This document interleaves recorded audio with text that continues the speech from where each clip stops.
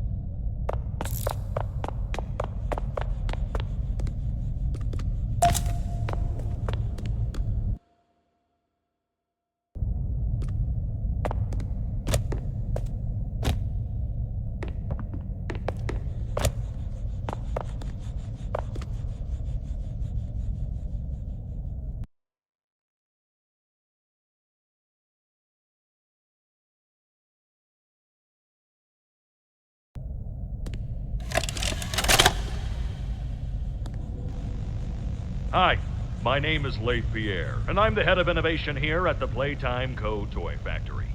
If you're seeing this, then you're trespassing. Yeah, we play this little tape on loop whenever we close the factory for the day. So, trespasser, just to make you aware, while we pride ourselves primarily on our high-quality toys and excellent child care, we also pride ourselves on our security. For example, this facility is full of hidden motion triggers, which, once set off, will turn on the factory's emergency alarms and directly contact the authorities. And that's one of the more tame aspects of our security system. No spoilers. So, you've got my warning. It's not too late to turn around. I just hope that you're certain whatever you're doing is worth it.